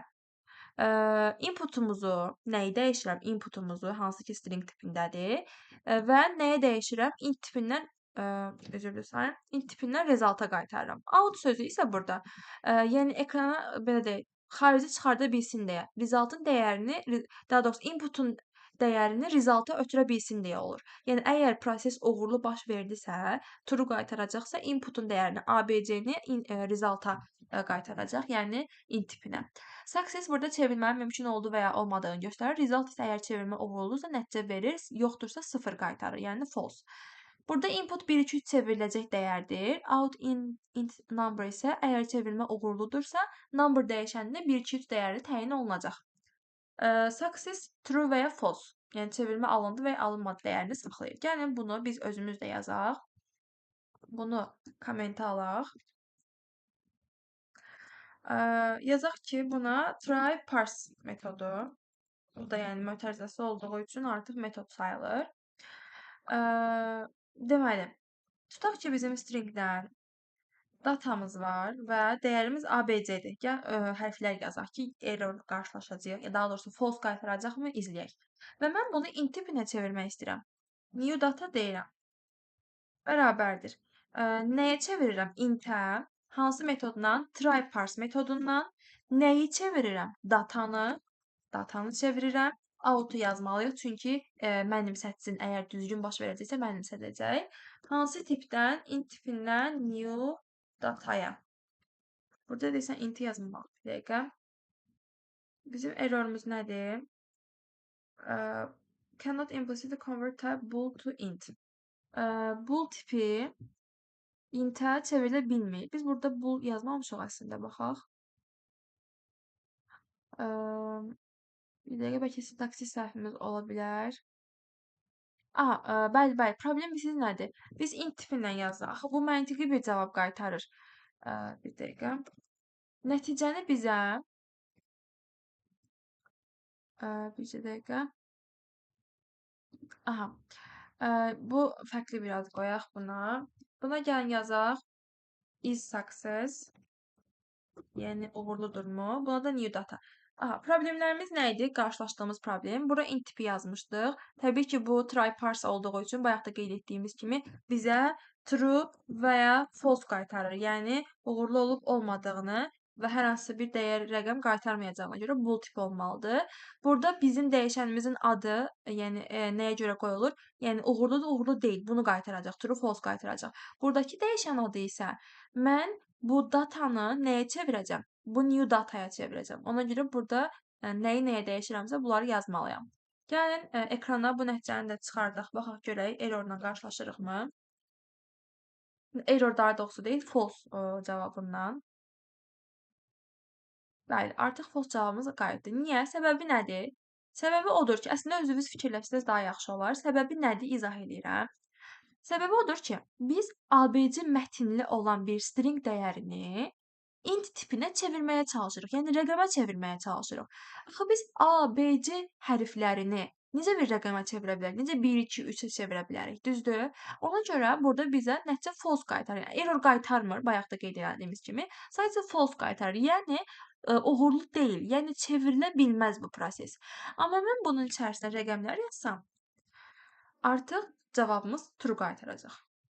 Baxın, cavab true qaytarır. Niyə? Çünki artıq burada rəqəmlər var. Həmin rəqəmləri prosta string yəni tipindən int tipinə dəyişir və new dataya mənimsədir. Artıq cavabımız is success oldu. Burada gəlin new datanı yaza bilərikmi baxaq. Bəli. Yəni burada yəni bunu ekrana çıxarda bilməyimizin əsas səbəbi burada out açar sözünü, keywordunu yaza bilməyimizdir. Out-u yazmasaq bunu ekrana çıxarda bilməyəcəyik. Yəni məqsəd burada new datanı ekranda göstərə bilək. Yəni kənarda istifadə edə biləkdir. Yəni buna görədir. Yəni tip çevirmələrdə bu qədər. Başqa tip çevirmədən heç nə qalmadı. İndi isə gəlin stack və heap yaddaşlardan danışaq. Yəni çox da uzun deyil, qısa bir məlumat verə bunlar haqqında. Stack və heap yaddaş. Stack proqramın işləmə zamanı müvəqqəti məlumatların, məsələn, metod dəyişənləri və çağırışları, bunların saxlandığı LIFO, yəni last in first out, yəni son daxil olan birinci çıxar prinsipi ilə işləyən sürətli və ardıcıl yaddaş sahəsidir. Burada əsas value type dəyişənlər və metod çağırışlarına aid məlumatlar yerləşir. Yəni qısacası burada value typeları, hansı ki biz demişdik integer, int, yəni integer, sonra short, byte, float, double, bool və bunun kimi dəyişənləri saxlaya bilərik və metod çağırışlarına aid məlumatlar yerləşdirə bilərik. Heap yaddaşı isə proqramın işləmə zamanı yaradılan obyektlərin və referans tiplərin saxlandığı, ölçü baxımından geniş və dinamik istifadə üçün nəzərdə tutulmuş, lakin stack ilə müqayisədə daha yavaş işləyən yaddaş sahəsidir. Burada yerləşən obyektlər garbage collector tərəfindən avtomatik idarə olunur. Stack müvəqqəti, kiçik, tez silinən dəyişənlər üçündür. Heap isə böyük və kompleks obyektlər üçün istifadədən sonra avtomatik silinir.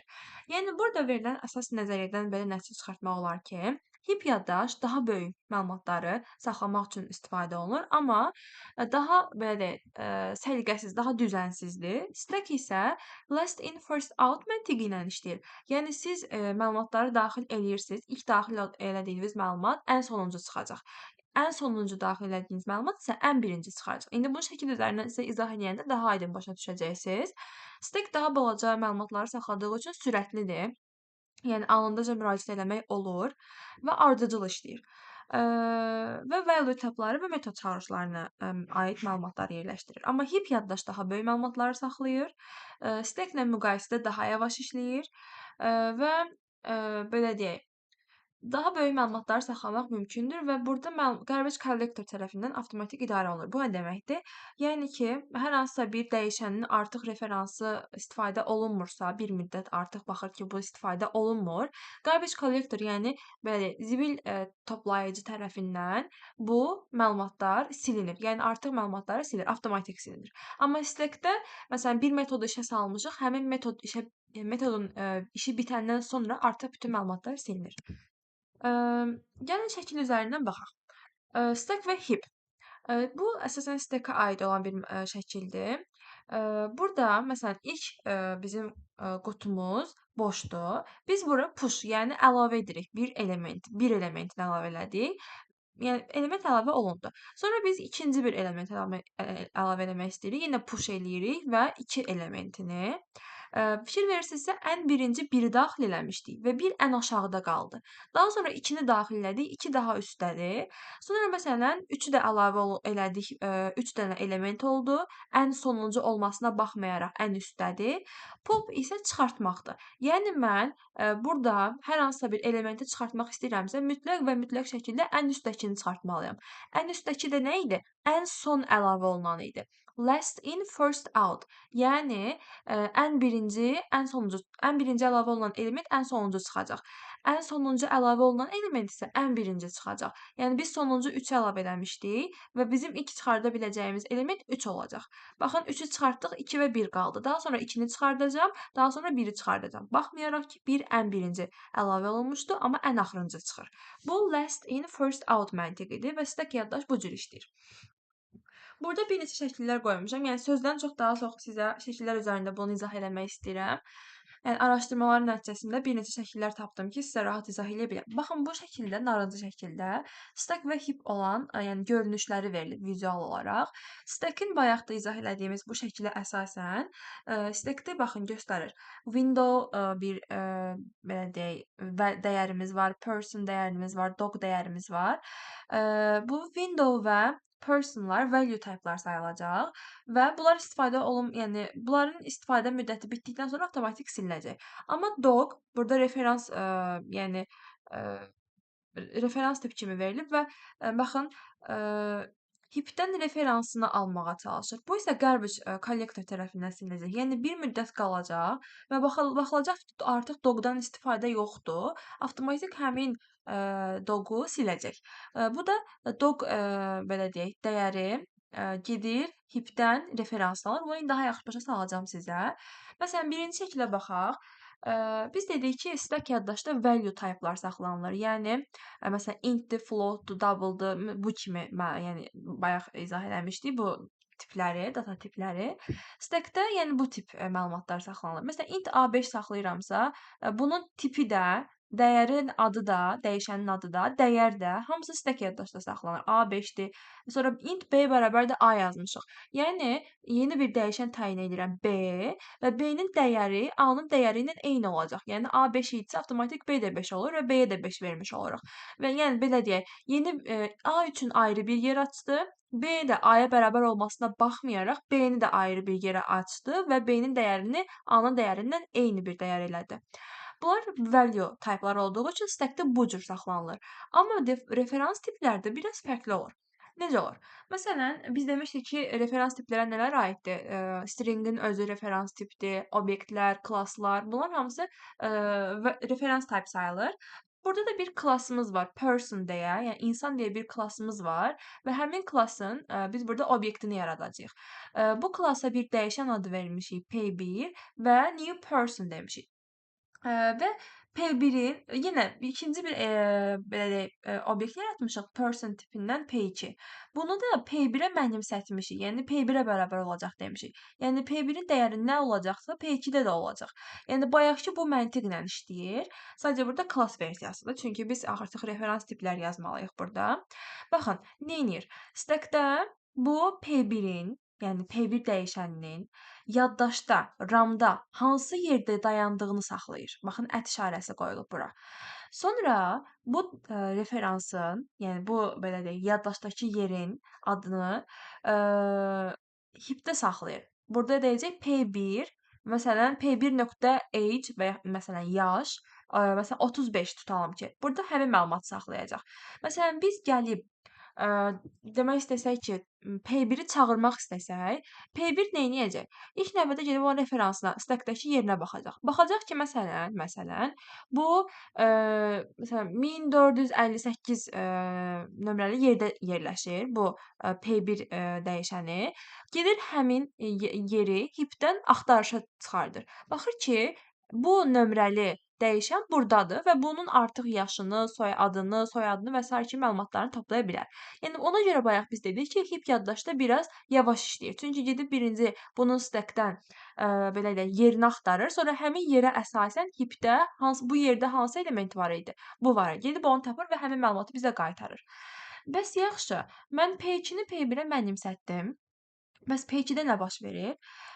P2-də yenə stackdə bir yeni belə deyək, yer yaradır. Məsələn, yenə eyni port, eyni yer və həmin yerin heapdəki belə deyək, yeri eyni olur. P1-lə eyni olur. Artıq stackdəki kimi B və A üçün ayrı-ayrı, yəni baxmayaraq ki, B A-ya bərabər idi, ayrı-ayrı yer ayırmır.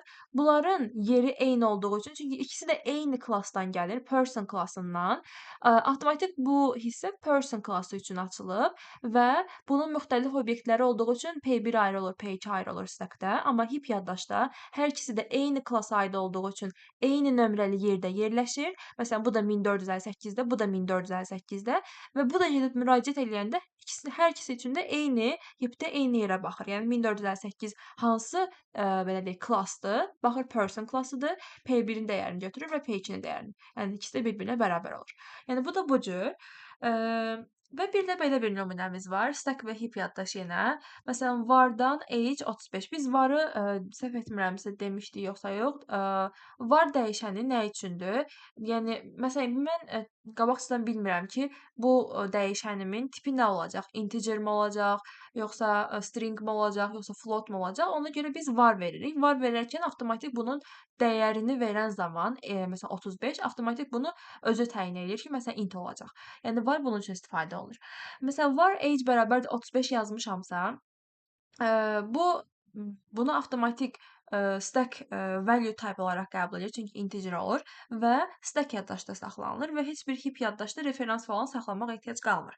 Amma məsələn var-dan date of birth demişəm, yəni doğum tarixi və baxın artıq bu bir referansdır. Biz yəni referans dəyərlərlə də tanış olaq. Referans dəyərləri bu cür olur. Bunun referansını saxlayır, referans dəyərini. Bu dəyər də nədir? Yəni yaddaşda hansı yerdə saxlanılır? Buna əsasən gedir heapdə həmin bu date of birth-ün dəyərini saxlayır. Məsələn 1987-ci il tipini və dəyərini saxlayır. Ayın 5-ci ayın 1-i məsələn belə bu məlumatı saxlayır, dəyərin özünü.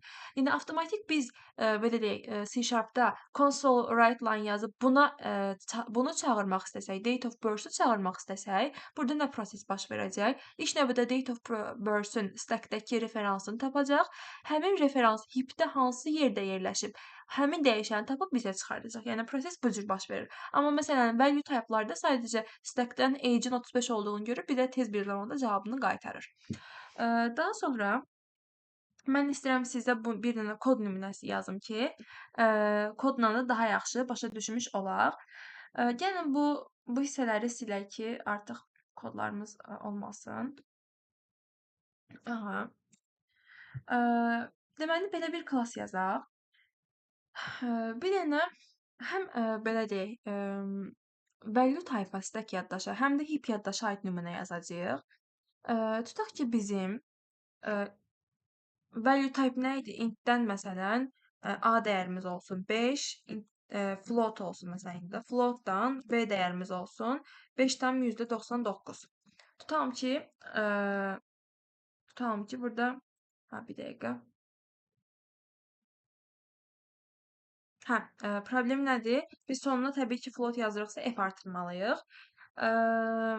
Deməli, bu bizim value type-larımız olduğu üçün bunlar harda saxlanılacaq? Stack yaddaşda saxlanılacaq. Bu da stack yaddaşda saxlanılacaq. Bir də gəlin referans tipdən olan bir dəyişən yaradaq. Məsələn, klass yaradaq. Klasslar demişdik ki, referans type-a aiddir. Klassları tam keçməsək də mən sizə müəyyən bir hissə başa salmağa çalışacağam. Yəqin ki, başa düşəcəksiniz. Klass tipindən, məsələn, bu bir keyword-dür, yəni C#-da, yəni klass yaradacağımızı göstərir. Klass tipindən verək məsələn customer, yəni müştəri belə deyək. Bunun stringdən adı olsun. Yəni müştərimizin adı Bir də intdən olsun yaşı. Aha, 2 dənə dəyişənimiz fieldimiz olsun, property'miz olsun. Və mən gəlib burada həmin bu klassın obyektini yaradacağam. Eee, aha, obyektini yaratdım. Birinci customer. İndi mən neyləyəcəm? Bu birinci customer'ın yaşını verək və ya adını verək. Adı olsun Sevinç. Yaşına da verək age. Məsələn 20. Daha sonra bir dənə də obyekt yaradaq. Customer 2 olsun. Bərabər new customer 2. New customer. Yox, daha doğrusu gəlin bunu belə eləyək. Customer 2-ni bərabərləşdirək customer 1-ə. Yəni hansı ki, bayaq yaratdığımız birinci obyektə bərabərləşdirirəm. Neyləyəcək? Onun yaşı və adını eynisini götürəcək. Və bunlar reference type olduğu üçün, bayaq izah elədik, referans tipi olduğu üçün heap yaddaşda ikinci bir hissə yaratmayacaq. Eyni bir customer klassında ona müraciət eləyəcək, belə deyək. Bunu da belə yazaq. Bir də üçüncü bir obyektimizi yaradaq. Bunu custom 2'ye beraber eləməyək, yeni bir obyekt olsun. Aha, bunun da məsələn yaşını verək. Customer 3 nöqtə, age olsun. Məsələn 25. Üçüncü customer'ın name'ini də verək, yəni adını verək. Olsun Leyla. Gəlin bunun işləmə məntiqi necədir, onu sizə izah edeyim. Məsələn, burada nə baş verdi, sonra customer 2-də nə baş verdi, 3-də nə baş verdi, int-lə float-da nə baş verdi, bunları izah edeyim. Stack və heap yaddaşı vizual olaraq göstərim şəkil üzərindən. Gəlin, deməli, bir dənə lövhəmizi açaq. Hətta ekranı iki yerə bölək ki, aydın başa düşək. Baxın, bizim customer deyə bir klassımız var. Bu nə olacaq? Heap yaddaş. Ona görə gəlin biz bir dənə heap yaddaş yaradaq. Stack və heap yaddaşımızı yaradaq. Aha. Bunun başına yazaq stack. Və digərinə də heap yazaq ki, yəni bu artıq bizim heap yaddaşımızdır. Aha. Nə baş verdi? Stack yaddaşın içərisində bu int A ilə int B yazmışdıq. Int A və int B. Bax, bura bara. Bunu burada olduğu kimi saxladı. Həm tipini, yəni tək dəyişənin özünü və dəyərini yox, həm tipini, həm dəyişənin adını, həm də dəyərini saxladı. Eyni qaydada float B-yi də belə saxladı. Float B bərabərdir 5,99. Yəni bunlar value type'lar olduğu üçün birbaşa stack yaddaşda saxlanıldı və heç bir referansa ehtiyac qalmadı. Amma customer nə baş verdi? Customer hissəsində. Burada deməli bizim üçün customer 2 yarandı. Customer hətta 1 yarandı və bunun nəyini saxladı? Referansını saxladı, referans dəyərini saxladı. Məsələn, belə bir şey olsun. 0x 1 2 3 4 5 6 məsələn belə bir şey. Customer 1-in referans dəyərini saxladı. Bunu biraz böyüdək. Bunu da biraz sağa çəkək. Aha. Bizim o biri dəyərlərimiz, hə, bunu belə yazdığımız üçün yerləşmədi bura. Bunu biraz böyüdək. Aha. Daha sonra bizim customer 2'miz yaranmalıdır. Customer 2-də nə baş verdi? Baxın uşaqlar, yəni izləyicilər. Customer 2-də axı biz customer 1-ə bərabərləşdirmişdik bunu. Baxın, bərabərləşdirmişdik. Customer 2-nin də referans dəyəri eyni oldu. Çünki heap-də eyni yerə müraciət edəcəklər. Aha. Customer 3-ün artıq belə deyək, yeni bir obyekt yarandığı üçün artıq bu başqa bir yerə müraciət edəcək. Yəni hər hansısa bir bərabərləşdirmə baş verməyib. Customer üçün də məsələn dəyəri olsun 7 olsun məsələn belə bir şey. Bunu da biraz yuxarı sürüşdürək ki, tam aydın görə bilək. Aha, belə yazaq. Heap yaddaşda nə baş verir bəs? Gəlin indi onu araşdıraq. Heap yaddaşda bizim belə düşünək, customer Elə bir gəl hip yaddaşı vəbşi 2 yerə bölək. 2 yerə bölək. Aha. Yuxarıda nə baş verir? Burada yazılır ki, customer hansı port, yəni hansı hissə 0, 1, 2, 3, 4, 5, 6 bununla eyni olmalıdır bu hissə ilə. Bu hissənin belə deyək, yaşı yaşı olacaq. Baxın, customer 1-in adını və yaşını vermişik. Gəlin burada yazaq. Yaşı olsun. Yaşına nə yazmışıq? 20 yazmışıq və name-ini yazmışıq. Name-ini də vermişik Sevinç. Hip yaddaşda bu saxlanılır. Və keçirik artıq ikinci hissəyə, ikinci porta. Hansı ki, Customer 3 üçün yeni bir portumuz, yəni yaddaşımız ayrılıb. Bunu da yazırıq bura. Burada yenə Customer klassıdır və amma yeni bir hissədə saxlanılır, yeni bir yerdə saxlanılır. Ona nə vermişdik? 1, 2, 3, 4, 5, 6, 7. Aha. Bu yaddaş üçün isə məlumatlarımız nə olacaq? Yaşımız 25. Yaşımız 25 və adımız Leyla. Yəni, belə deyək, hip yaddaşla stack yaddaşın anlayışı bu cürdür. Belə deyim, bir daha təkrar edeyim ki, bir klassımız var customer deyə. Klass artıq referans taypı olduğu üçün hip yaddaşda saxlanılacaq. Amma nəyi hip yaddaşda saxlanılacaq? Onun dəyərləri, dəyişəni və dəyərləri. Amma stack yaddaşda bu dəyişən və dəyərlər hansı hissədə saxlanılır yaddaşda? Bax, həmin referans dəyərini saxlayırlar. Və müraciət də olunarkən nə baş verir? Müraciət olunarkən artıq, məsələn, mən deyirəm ki, customer 1-in yaşını çıxar. Customer 1-in yaşını çıxartmaq istəyirəmsə, stack yaddaşdan customer 1-in hansı yaddaşda yerləşdiyinə baxır. Daha sonra həmin yaddaşın hansı hissədə yerləşdiyinə baxır. Baxır ki, bu hissədədir, yuxarıki hissədədir, yəni bu hissədədir və bu hissədən bunun yaşını və adını götürür. Mən customer 2-yə müraciət edən zaman baxır ki, bu da eyni yaddaşdadır. Gedir yenə bu yuxarıdakı yaddaş hissəsinə və onun yaşını və adını götürür. Yəni eyni bir yerə. Amma üçüncü customer'ımız, yəni müştərimiz yeni bir yaddaş hissəsində olduğu üçün, yəni heç bir şeyi bir-birinə bərabərləşdirməyib, artıq yeni bir hissə ayrılır bunun üçün yaddaşda və həmin hissənin yaşını və adını götürür. Int A və float B isə hip yaddaşda saxlanılmır, sadəcə stack yaddaşda saxlanılır.